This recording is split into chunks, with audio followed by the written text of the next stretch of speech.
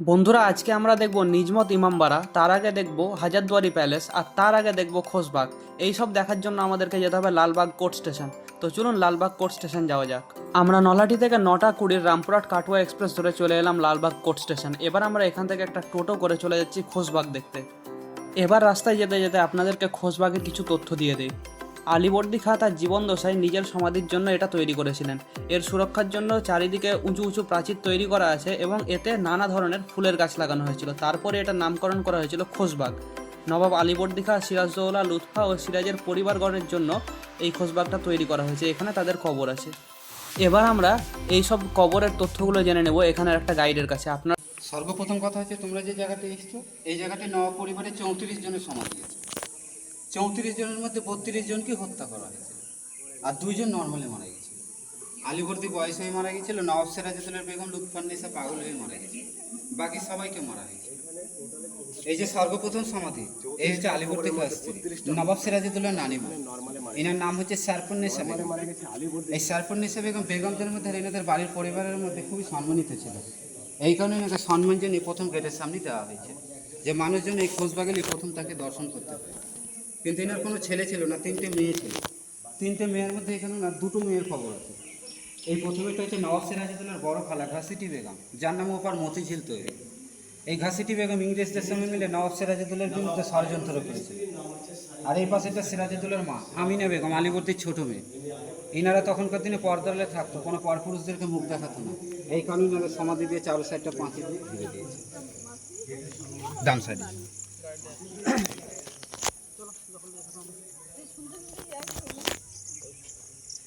সামনে ওখানে চাতালে ছোট বড় মিলে 17 জনের সমাধি আছে।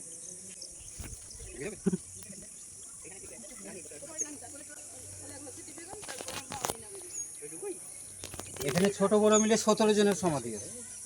নবাব সিরাজউদ্দৌলাকে যখন মির্জাফরের বাড়িতে যখন বন্দি করে রাখা হয়েছিল, সেই মুহূর্তে সিরাজউদ্দৌলাকে বলেছিল মির্জাফর রবার্ট ক্লাইভ, যে সিরাজ তোমার শেষ ইচ্ছে কি আছে মরার আগে? উনি বলেছিল যে কিছু আমার আত্মীয় স্বজন আছে বিহার আর ঢাকায়, তাদেরকে আমি দেখতে চাই। এনাদেরকে নেমন্তন্ন করে ডেকেছিল। এনারা এসেছিল সিরাজউদ্দৌলার সঙ্গে দেখা করার জন্য মির্জাফরের বাড়িতে। মির্জাফরের বড় ছেলে মিরান এনাদেরকে খাবারের সঙ্গে বিষ খাই এই 17 জনকে হত্যা করেছিল। এই 17 জনের মধ্যে ইতিহাসে এখানে কারোর নাম পাওয়া যায় না। যেদিনকে ডেকেছিল সেইখানেই মেরেছিল।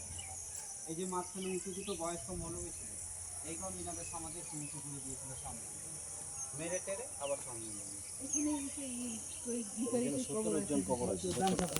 নবাব সিরাজউদ্দৌলা পলাশির যুদ্ধতে যখন হেরে গেছিল, তো সিরাজউদ্দৌলা মুর্শিদাবাদ ছেড়ে পালিয়ে যেতেছিল ওনার বাবার দেশ বিহার মুঙ্গের।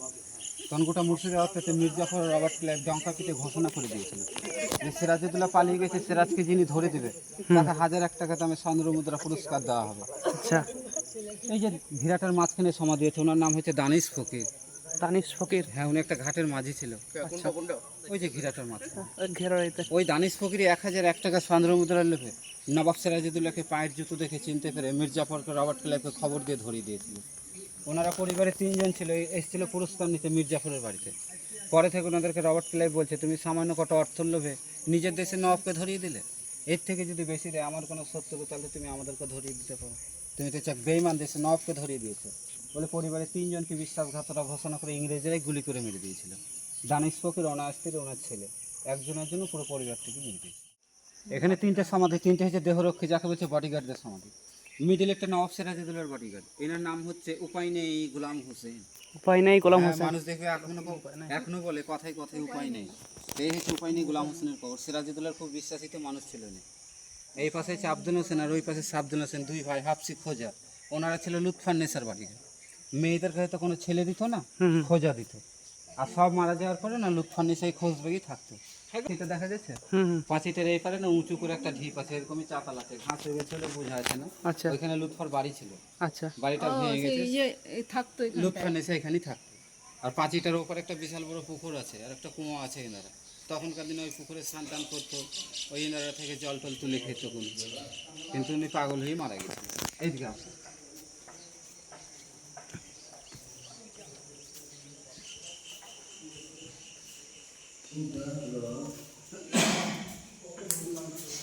এই হচ্ছে বাংলা বিহার উড়িষ্যার শেষ স্বাধীন নবাব সিরাজউদ্দৌলার কবর। উর্দুতে নাম লেখা আছে, সাধারণভাবে কবরটা ইংরেজরা দিয়ে গেছিল ছোট করে। অনেক লম্বা ছিলেন, এর বডিটাকে কেটে টুকরো টুকরো করে বডিটাকে সেলাই করে গোটা মুর্শিদাবাদ ঘুরিয়েছিল হাতির পিঠে করে, দেখে নিন খবর দিয়েছিল। ইনি মারা যাওয়ার আগে বলেছিলেন ছোট করে দিয়ে গেছিল ইংরেজরা, বডিটা ফেলে দেয় নিয়ে সৌভাগ্য যে আমরা দেখতে পাচ্ছি। ইনার ইচ্ছে ছিল আমার কবর যেন আমার নানার পাশে হয়, এই কারণে ইংরেজরা আমার নানার পাশে দিয়ে গেছিল। এই পাশে হচ্ছে আমার নানা, যাবো ওইদিকে আমরা আগে দিকটা দেখে। ওই পাশেটা হচ্ছে নবাব সিরাজউদ্দৌলার পালিত ভাই, নাম হচ্ছে মির্জা মেহেদী। তাকে নিজের ভাই রকমই ভালোবাসতো, তাকে মাটিতে ফেলে হাতির পা দিয়ে চিপে মারা হয়েছিল। সিরাজউদ্দৌলার পায়ে নিচে ওনার আসছিল লুৎফার নেশা, পাগল হয়ে মারা গেছিল। লুৎফার ভালো নাম ছিল রাজকুমারী, উনি হিন্দুর মেয়ে ছিল, আলীবর্দী সিরাজউদ্দৌলার বাড়ির কাজের মেয়ে ছিল। নবাব সিরাজউদ্দৌলা বাড়ির কাজের মেয়েকে বিয়ে করেছিল। লুৎফার নেশার নাম দিয়েছিল রাজকুমারী থেকে। পাশেরটা সিরাজউদ্দৌলার গুপ্তচর নাম হচ্ছে আলিয়া, ভালো নাম ছিল মাধবী। ইংরেজদের কাছ থেকে নাচ গান করে গুপ্ত খবর এনে সিরাজকে দিত বলে সিরাজউদ্দৌলা তার নাম চেঞ্জ করে দিয়েছিল, আলিয়া দিয়েছিল মাধবী। নিজের হাতে দিয়েছিল এই কবরটা, হীরামতি মুক্ত দিয়ে বেঁধে দিয়েছিল আর এই বাড়িটা বানিয়ে দিয়েছিল। এই বাড়িটার নাম হচ্ছে 12 দুয়ারি, 12টা দরজা আছে। হীরামতি মুক্তগুলো ইংরেজরা সব তুলে নিয়ে চলে গেছিল।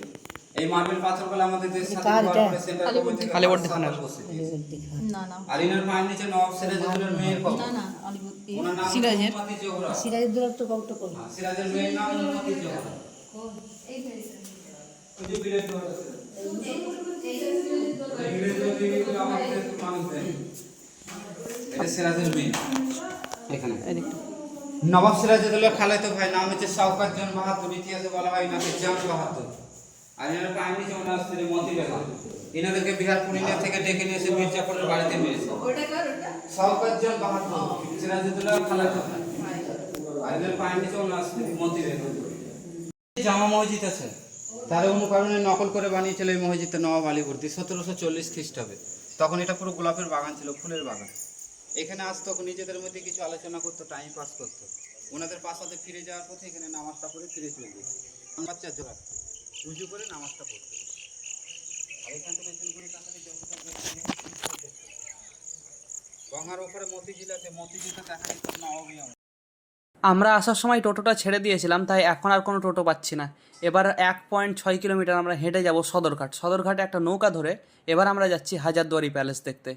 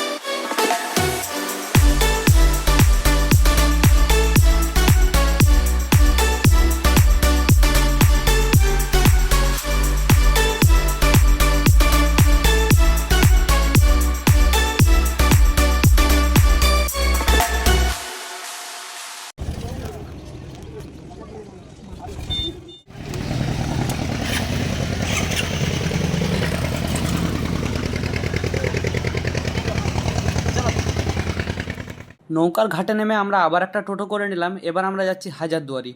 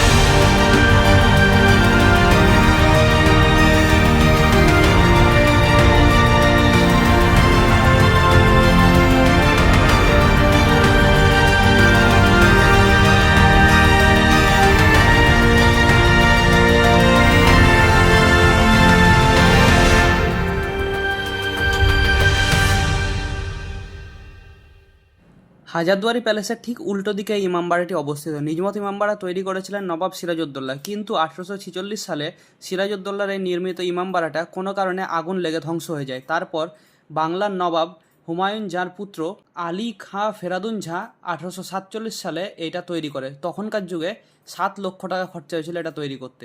এখন প্রতি বছর মহরমের ঠিক 10 দিন আগে ইমামবাড়াটা খুলে দেওয়া হয়। আপনারা 9 দিন দেখতে পারেন, মহরমের দিন লোকজনের ঢোকা নিষেধ থাকে। তারপর মহরম হওয়ার পর এটা বন্ধ হয়ে যায়, আবার পরের বছর মহরমের 10 দিন আগে খোলা হয়। যদিও আমরা হাজারদুয়ারি প্যালেসের ভেতরে যাইনি, তবুও আপনাদেরকে হাজারদুয়ারি প্যালেসের একটু তথ্য দিয়ে রাখছি। হাজারদুয়ারি প্যালেস 1829 সালে লর্ড উইলিয়াম ক্যাভেন্ডিসের জন্য তৈরি করেছিলেন নাজিম হুমায়ুন ঝা। তখনকার দিনে এটা তৈরি করতে খরচা হয়েছিল 18 লক্ষ টাকা। এই প্যালেসের নাম হাজারদুয়ারি পড়ার কারণ হচ্ছে এখানে 1000টারও বেশি দরজা আছে, তবে বেশিরভাগই নকল দরজা। এই প্যালেসের ভেতরে একটা মিউজিয়াম আছে, যেখানে আপনারা দেখতে পারেন চলচ্চিত্র, রকমারি ফুলদানি, আসবাব, মার্বেলের মূর্তি, রূপো ও মার্বেলের সিংহাসন, রূপোর ড্রেসিং টেবিল, হাতির দাঁতের পালকি ও সোফা সেট, ঝড়লণ্ঠন আর কোরআন ইত্যাদি। প্যালেসে ঢোকার জন্য আপনারা টিকিট কাউন্টার বা অনলাইনে টিকিট কেটে নিতে পারেন। মুর্শিদাবাদের দর্শনীয় স্থানগুলো দেখার পরে আমরা বাড়ি চলে এলাম আজিমগঞ্জ রামপুরহাট প্যাসেঞ্জার ধরে। আপনাদের যদি এই ভিডিওটা ভালো লেগেছে তাহলে ভিডিওটাতে একটা লাইক দেবেন, আর এই ধরনের ভিডিও দেখতে আমাদের চ্যানেলটাকে সাবস্ক্রাইব করবেন। শেয়ার করে দিন এই ভিডিওটা যারা আগামী দিনে মুর্শিদাবাদ বেড়াতে যেতে চাইছেন। যারা আগামী দিনে দার্জিলিং বা দীঘা বেড়াতে যেতে চান তারা স্ক্রিনে আসা ভিডিওতে ক্লিক করতে পারেন। এই ভিডিও দেখার জন্য অনেক অনেক ধন্যবাদ।